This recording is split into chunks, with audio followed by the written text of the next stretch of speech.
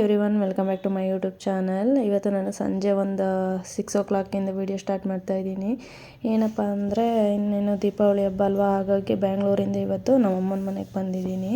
ಇನ್ನೇನು ನನ್ನ ಹಸ್ಬೆಂಡ್ ಮನೆಯಲ್ಲಿ ಪಕ್ಷದಲ್ಲೆಲ್ಲ ಮಾಡಿರ್ತಾರೆ, ಹಾಗಾಗಿ ದೀಪಾವಳಿ ಹಬ್ಬಕ್ಕೆ ಅಮ್ಮನ ಮನೆಗೆ ಬರ್ತೀವಿ. ಸಂಜೆ ಬಂದು ಸ್ವಲ್ಪ ಲೇಟ್ ಆಯಿತು. ಏನಪ್ಪ ಅಂದರೆ ಹಬ್ಬದ ಟೈಮ್ ಅಲ್ವಾ, ಎಲ್ಲರೂ ಊರಿಗೆ ಹೋಗೋರು ಇರ್ತಾರೆ, ಹಾಗಾಗಿ ಸ್ವಲ್ಪ ಟ್ರಾಫಿಕ್ಕು, ಬಸ್ಸೆಲ್ಲ ರಶ್ ಇತ್ತು, ಹಾಗಾಗಿ ಬರೋದು ಸ್ವಲ್ಪ ಲೇಟ್ ಆಯಿತು. ನಾನು ಬರೋಷ್ಟರೊಳಗೆ ಅಮ್ಮ ಮತ್ತು ಅಕ್ಕ ಸೇರಿಕೊಂಡು ಚಕ್ಲಿ ಮತ್ತು ಕಜ್ಜಾಯನ ಬೇಯಿಸಿದ್ರು. ಇನ್ನು ಗಜ್ಜಿಕಾಯಿಗೆ ಎಲ್ಲ ರೆಡಿ ಮಾಡಿ ಇಟ್ಟಿದ್ರು. ಬಂದ ತಕ್ಷಣ 3 ಜನ ಸೇರಿಕೊಂಡು ಮಾಡಿದ್ವಿ. ನಾನು ಕೊಟ್ಟೆ, ಅವಳು ಪ್ರೆಸ್ಸಿಂಗ್ ಮಾಡಿಟ್ಲು, ಅಮ್ಮ ಬೇಯಿಸ್ತಾ ಇದ್ದಾರೆ. ಬನ್ನಿ ವಿಡಿಯೋ ಸ್ಟಾರ್ಟ್ ಮಾಡೋಣ. ಇನ್ನು ಯಾರೆಲ್ಲ ನನ್ನ ಚಾನಲ್ನ ಸಬ್ಸ್ಕ್ರೈಬ್ ಮಾಡ್ದಲ್ಲೇ ನೋಡ್ತಿದ್ರೆ ಸಬ್ಸ್ಕ್ರೈಬ್ ಮಾಡ್ಕೊಂಡು ನೋಡಿ. ಇನ್ನು ಊರಿಗೆ ಬಂದ ತಕ್ಷಣ ಈ ಮಕ್ಳುಗಳು ಒಂದು 4 ಜನ ಸೇರ್ಕೊಬಿಟ್ರೆ ಗಲಾಟೆ. ಇನ್ನು ನನ್ನ ಮಗಳು ಕೂಡ ಹೆಲ್ಪ್ ಮಾಡಿಕೊಡ್ತಾ ಇದ್ಲು ಗಜ್ಜಿಕಾಯಿ ಮಾಡೋಕ್ಕೆ. ಇವತ್ತು ತುಂಬಾ ಹೆಲ್ಪ್ ಮಾಡಿಕೊಟ್ಲು. ಬೇಗನೂ ಕೂಡ ಆಗೋಯ್ತು, 3 ಜನ ಇದ್ದಿದ್ದರಿಂದ. ಒಬ್ಬರು ಮಾಡಿಕೊಟ್ರೆ ಒಬ್ಬರು ಬೇಯಿಸಿದ್ರೆ ಬೇಗ ಆಗಿಬಿಡುತ್ತೆ. ಈ ಗಜ್ಜಿಕಾಯಿ ಮಾಡೋದು ಸ್ವಲ್ಪ ಟೈಮ್ ತೊಗೊಳುತ್ತೆ, ಹಾಗಾಗಿ. ಇನ್ನು ಪಟಾಕಿನೂ ಕೂಡ ಹಚ್ಚುತ್ತಾ ಇದ್ದಾರೆ. ಅಣ್ಣ ಪಟಾಕಿ ಎಲ್ಲ ತಂದಿದ್ನಲ್ಲ, ನಾಳೆ ಹಬ್ಬ ಆದರೆ ಏನಂತ ಇವತ್ತು ಪಟಾಕಿ ಹೊಡೆಯೋದಂದ್ರೆ ತುಂಬಾ ಖುಷಿ ಅಲ್ವಾ. ನಾವು ಚಿಕ್ಕದ್ರಲ್ಲಿ ಹಂಗೆ ಇರ್ತಿತ್ತು, ಪಟಾಕಿ ಹೊಡೆಯೋದಂದ್ರೆ ತುಂಬಾ ಕ್ರೇಜ್ ಇರ್ತಿತ್ತು. ನೈಟ್ ಹೊಡೆದಿದ್ದು ಮತ್ತು ಮಾರ್ನಿಂಗ್ ಯಾವ್ದಾದ್ರು ಹೊಡೆದಿರಲ್ವಲ್ಲ, ಅವನು ಹೋಗಿ ಆಯ್ಕೊಬಂದು ಮತ್ತೆ ಹೊಡಿತಾ ಇದ್ವಿ. ಅಷ್ಟು ಕ್ರೇಜ್ ಇದ್ದಿದ್ದು. ಈಗಿನ ಮಕ್ಳಿಗೆ ಅಷ್ಟೊಂದೆಲ್ಲ ಇರಲ್ಲ ಅನಿಸುತ್ತೆ. ಇನ್ನು ನನ್ನ ಮಗಳು ಪಟಾಕಿಗಂತೂ ತುಂಬಾ ಭಯ ಪಡ್ತಾಳೆ. ಒಳಗಡೆ ಕೂಡಾಕ್ಬಿಟ್ಟು ಆಚೆ ಹೊಡೆದ್ರೂ ಅವಾಯ್ಡ್ ಮಾಡೋಕ್ಕಾಗಲ್ಲ, ಅವಳು ಅಷ್ಟು ಅಳ್ತಿರ್ತಾಳೆ. ಪಟಾಕಿ ಹೊಡೆಯೋಕ್ಕೆ ಬಿಡಲ್ಲ, ಅಷ್ಟು ಒಳ್ಳೇದು ಹಿಂಸೆ ಕೊಡ್ತಾಳೆ ನನಗೊಂದು ಸ್ವಲ್ಪ. ಎಲ್ಲರೂ ಪಟಾಕಿ ಹೊಡೆದು ಇನ್ನು ಊಟನ ಮುಗಿಸ್ಕೊಂಡಿದ್ದಾಯಿತು. ಇನ್ನು ಇವತ್ತಂತೂ ಎಷ್ಟು ರಶ್ ಅಂದರೆ ಬಸ್ ಹತ್ತಕ್ಕೆ ಆಗ್ತಿರ್ಲಿಲ್ಲ, ಅಷ್ಟು ರಶ್ ಇರ್ತಿತ್ತು. ಇನ್ನು ಮಕ್ಕಳನ್ನ ಹಿಡ್ಕೊಂಡಂತೂ ಲಗೇಜ್ ಹಿಡ್ಕೊಂಡು ಹತ್ತಕ್ಕೆ ಆಗ್ತಿರಲಿಲ್ಲ. ಎಲ್ಲಿ ತಳ್ಳಾಡ್ಬಿಟ್ಟು ಏನಾದ್ರು ಪ್ರಾಬ್ಲಮ್ ಆಗ್ಬಿಡ್ತು ಅಂತ ತುಂಬ ಭಯ ಆಗುತ್ತೆ. ನಾನು ಸ್ವಲ್ಪ ಏನು ಮಾಡ್ತೀನಿ, ರಶ್ ಇದ್ದರೆ ಒಂದು 2-3 ಬಸ್ ಬಿಟ್ಬಿಡ್ತೀನಿ. ಆದ್ರೂ ಬಂದಾಗೆಲ್ಲ ರಶ್ ಆಗ್ತಾನೆ ಇದ್ದರೆ ಎಷ್ಟು ಅಂತ ವೆಯ್ಟ್ ಮಾಡೋಕ್ಕಾಗುತ್ತೆ. ಹಾಗಾಗಿ ಆ ರಶಲ್ಲೂ ಬಂದಿದ್ದಾಯಿತು. ಇನ್ನು ಫ್ರೀ ಬಸ್ ಅಲ್ವಾ, ಹಾಗಾಗಿ. ಇನ್ನು ಈ ವಿಡಿಯೋನ ನೆಕ್ಸ್ಟ್ ಡೇಯಿಂದ ಕಂಟಿನ್ಯೂ ಮಾಡ್ತಾಯಿದ್ದೀನಿ. ಇನ್ನು ಇವತ್ತು ಬಂದು ಲಕ್ಷ್ಮೀ ಪೂಜೆ, ಎಲ್ಲರ ಅಂಗಡಿಯಲ್ಲೂ ಲಕ್ಷ್ಮೀ ಪೂಜೆ ಜೋರಾಗಿರುತ್ತೆ. ಸಂಜೆ ಹೊತ್ತಂತೂ ಎಲ್ಲರ ಅಂಗಡಿಗಳಲ್ಲಿ ಲೈಟಿಂಗ್ಸು ಎಲ್ಲ ಬಿಟ್ಟಿರ್ತಾರಲ್ಲ, ನೋಡ್ಲಿಕ್ಕಂತೂ ತುಂಬಾ ಖುಷಿ ಆಗ್ತಿರುತ್ತೆ. ಇನ್ನು ನನ್ನ ಅಕ್ಕನ ಮಗನಿಗೆ ಹೇಳ್ಕೊಡ್ತಿದ್ದೆ, ಯಾವ ಥರ ವೀಡಿಯೋದಲ್ಲಿ ಹೇಳ್ತೀನಿ, ನೀನು ಹೇಳು ಅಂತ ಹೇಳ್ಕೊಡ್ತಿದ್ದೆ. ಇನ್ನು ಅದೇ ಟೈಮಿಗೆ ಐಸ್ ಕ್ರೀಮ್ ಕೂಡ ಬಂದಿದ್ದಾಯ್ತು. ಇನ್ನು ಈ ಮಕ್ಕಳು ಕೊಡ್ಸೋ ತನಕ ಬಿಡಲ್ಲ. ಈಗಿನ ಐಸ್ ಕ್ರೀಮ್ಗಳು ಅಷ್ಟು ಚೆನ್ನಾಗೂ ಇರೋಲ್ಲ. ಇನ್ನು 30 ರೂಪಾಯಿ 40 ರೂಪಾಯಿ ಒಂದೊಂದಕ್ಕೇ. ನಾವು ನಮ್ಮ ಟೈಮಲ್ಲಿ ಇದ್ದಿದ್ದು 1 ರೂಪಾಯಿ 2 ರೂಪಾಯಿ ಹಬ್ಬ ಅಂದರೆ 4 ರೂಪಾಯಿಂದ ಐಸ್ ಕ್ಯಾಂಡಿ, ಶಾವಿಗೆ ಐಸ್ ಕ್ಯಾಂಡಿ ಅದನ್ನೇ ತಂದು ತಿಂತಾಯಿದ್ವಿ. ಇನ್ನು ನಾನು ಸಂಜೆ ಒಂದು 5 o'clock ವಿಡಿಯೋ ಕಂಟಿನ್ಯೂ ಮಾಡ್ತಾಯಿದ್ದೀನಿ. ಇನ್ನೇನು ಅಂಗಡಿ ಪೂಜೆಗೆಲ್ಲ ರೆಡಿ ಮಾಡಬೇಕಿತ್ತಲ್ಲ, ನಾನು ಅಕ್ಕ ಸ್ವಲ್ಪ ಬೇಗನೆ ಬಂದ್ವಿ, ಏನಾದರೂ ಕೆಲಸ ಇದ್ದರೆ ಮಾಡ್ಕೊಳ್ಳೋಣ ಅಂತ. ಇನ್ನು ಮಕ್ಕಳನ್ನ ಅಮ್ಮ ಅಪ್ಪಾಜಿ ಹತ್ರ ಬಿಟ್ಟು ಬಂದಿದ್ವಿ, ಒಂದು 6 ಗಂಟೆ ಹಿಂಗೆ ಕರ್ಕೊಬನ್ನಿ ಅಂತ. ಇನ್ನು ಅಮ್ಮ ಅಪ್ಪಾಜಿ ಮಕ್ಕಳನ್ನು ಕೂಡ ಕರ್ಕೊಬಂದಿದ್ದಾಯಿತು. ಈ ಮಕ್ಕಳು ಕೇಳಬೇಕಲ್ಲ, ನಾವು ಹೋಗೋಣ ನಡಿ ಅಂತ ಕರ್ಕೊಂಬಂದಿರ್ತಾರೆ.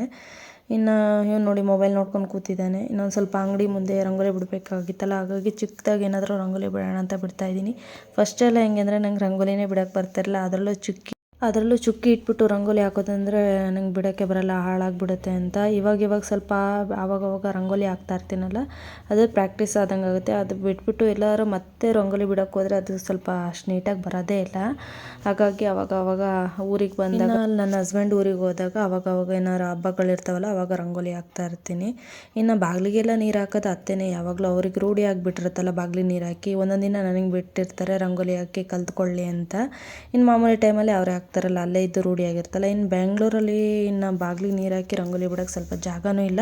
ಮತ್ತು ಮನೆ ಮುಂದೆ ಗಾಡಿನೂ ಚಾರ್ಜಿಗೆ ಹಾಕೋತೀವಲ್ಲ, ಹಾಳಾಗ್ಬಿಡುತ್ತೆ ಅಂತ ರಂಗೋಲಿ ಏನು ಹಾಕೋಕ್ಕೆ ಹೋಗಲ್ಲ. ಇನ್ನು ಹಿಂಗೆ ಊರ ಕಡೆ ಎಲ್ಲರೂ ಹೋದಾಗ ರಂಗೋಲಿ ಹಾಕ್ಬಿಟ್ಟು ನಾನು ಸ್ವಲ್ಪ ರೂಢಿ ಮಾಡ್ಕೊತಾ ಇರ್ತೀನಿ. ಅದು ರಂಗೋಲಿ ಬಿಡ್ತಾ ಅದು ಸ್ವಲ್ಪ ನಮಗೆ ಚೆನ್ನಾಗಿ ಬರ್ತಾ ಇರುತ್ತೆ. ಅದು ಬಿಟ್ಬಿಟ್ಟು ಮತ್ತೆ ಬಿಡ್ತೀವಿ ಅಂದರೆ ಅಷ್ಟು ನೀಟಾಗಿ ಬರೋಲ್ಲ. ಇನ್ನು ಅಂಗಡಿ ಪೂಜೆಗೆ ಐನಾರು ಕೂಡ ಬರ್ತೀನಿ ಅಂತ ಹೇಳಿಬಿಟ್ಟು ಹೋಗಿದ್ರು, ಒಂದು 7 o'clock ಹಂಗೆ. ಹಾಗಾಗಿ ಎಲ್ಲದನ್ನು ಕೂಡ ರೆಡಿ ಮಾಡಿ ಇಟ್ಟಾಯಿತು. ಇನ್ನು ಅವ್ರು ಬಂದ ತಕ್ಷಣ ಪೂಜೆ ಮಾಡೋದು. ಇನ್ನು ನಮ್ಮ ದೊಡ್ಡಮ್ಮ, ಅಣ್ಣ, ಅತ್ತಿಗೆ ಎಲ್ಲರೂ ಕೂಡ ಬಂದರು. ಇನ್ನು ಎಲ್ಲನೂ ರೆಡಿ ಮಾಡಿದ್ದಾಯಿತು. ಇನ್ನು ಐನಾರು ಬಂದು ಪೂಜೆ ಮಾಡಬೇಕು. ಇನ್ನು ಎಲ್ಲ ಅಂಗಡಿಗೆ ಹೋಗಿ ಒಂದು ಕಡೆಯಿಂದ ಐನಾರುಗಳು ಪೂಜೆ ಮಾಡ್ಕೊಂಬರ್ತಾರೆ. ಇದು ಬಂದು ನಮ್ಮ ಅಕ್ಕವ್ರ ಅಂಗಡಿ, ಅಂದರೆ ಬೇಕ್ರಿ ಮಾಡ್ಕೊಂಡಿದ್ದಾರೆ. ಇನ್ನು ಹಾಗಾಗಿ ಅಂಗಡಿ ಪೂಜೆ ಎಲ್ಲ ಇತ್ತಲ್ಲ, ಹಾಗಾಗಿ ಎಲ್ಲರೂ ಕೂಡ ಬಂದಿದ್ದಾರೆ. ಊರ ಕಡೆ ಇದ್ದರೆ ಎಲ್ಲರೂ ಬರ್ತಾರಲ್ಲ, ಇನ್ನೂ ಒಂಥರ ಖುಷಿ ಅನ್ನಿಸ್ತಾ ಇರುತ್ತೆ, ಅಂಗಡಿ ಪೂಜೆಗೆ ಎಲ್ಲರೂ ಬಂದಿದ್ದಾರಲ್ಲ ಅಂತ. ಇನ್ನು ಪೂಜೆನೂ ಕೂಡ ಮಾಡ್ತಾ ಇದ್ದಾರೆ ಐನಾರು ಬಂದು. ಇನ್ನು ಈ ಮಕ್ಳುಗಳಿಗೆ ಏನೋ ಒಂಥರ ಖುಷಿ. ಇನ್ನು ದೊಡ್ಡವ್ರಿಗೆ ಒಂಥರ ಹೋದರೆ ಈ ಚಿಕ್ಕ ಮಕ್ಳಿಗೆ ಒಂಥರ ಖುಷಿ. ಇನ್ನು ನಮ್ಮ ಅಕ್ಕ ಎಲ್ಲ ಅವಳ 2ನೇ ಮಗ ಪಟಾಕಿ ಹೊಡೆಯೋದ್ರಲ್ಲಿ ಎಕ್ಸ್ಪೋರ್ಟು. ಪಟಾಕಿ ಎಲ್ಲ ಚೆನ್ನಾಗಿ ಹೊಡಿತಾನೆ, ಯಾವುದಕ್ಕೂ ಇದರಲ್ಲ, ಅಷ್ಟು ಚುರುಕಾಗಿ ಚೂಟಿಯಾಗಿದ್ದಾನೆ. ಮತ್ತು ಆಟನೂ ಕೂಡ ಅಷ್ಟೇ ಮಾಡ್ತಾನೆ. ಇನ್ನು ಪೂಜೆ ಎಲ್ಲ ಮುಗಿಸ್ಬಿಟ್ಟು ಮನೆಗೆ ಕೂಡ ಹೋಗ್ಬೇಕು. ಇವತ್ತಂತೂ ಮಳೆ ಎಷ್ಟು ಬರ್ತಿತ್ತು ಅಂದರೆ ಯಾವ ವರ್ಷದಲ್ಲೇ ದೀಪಾವಳಿ ಟೈಮಲ್ಲಿ ಈ ಥರ ಮಳೆ ಬಂದೇ ಇರಲಿಲ್ಲ.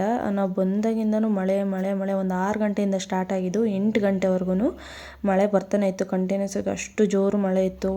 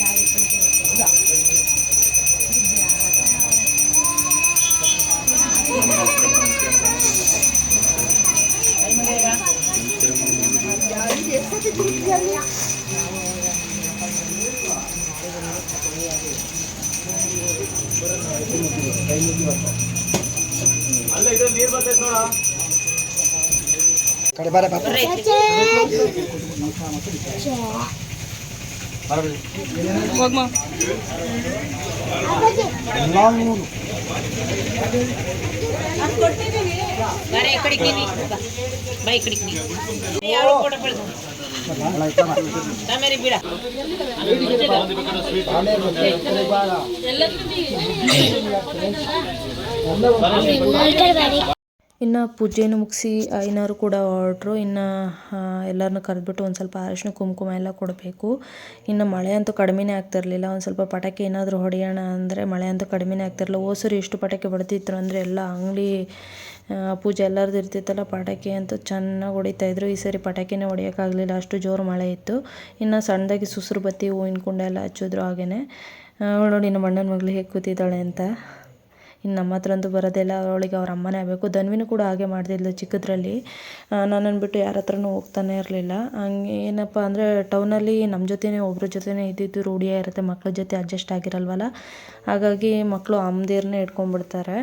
ಬೇರೆಯವ್ರ ಹತ್ರ ಯಾರ ಹತ್ರನೂ ಹೋಗಲ್ಲ. ಊರ ಕಡೆ ಆದರೆ ತಾತ ಅಜ್ಜಿ ಇನ್ನು ಮಕ್ಳುಗಳು ಆಟ ಆಡೋಕ್ಕೆಲ್ಲ ಇರ್ತಾರೆ, ಅವಾಗ ಅಡ್ಜಸ್ಟ್ ಆಗಿಬಿಡ್ತಾರೆ, ಎಲ್ಲರ ಹತ್ರನೂ ಹೋಗ್ತಾರೆ. ಇನ್ನು ಸಿಟಿಲಿದ್ದೋ ಮಕ್ಕಳು ಸ್ವಲ್ಪ ಹಂಗೇನೆ ಅನ್ಕೋತೀನಿ.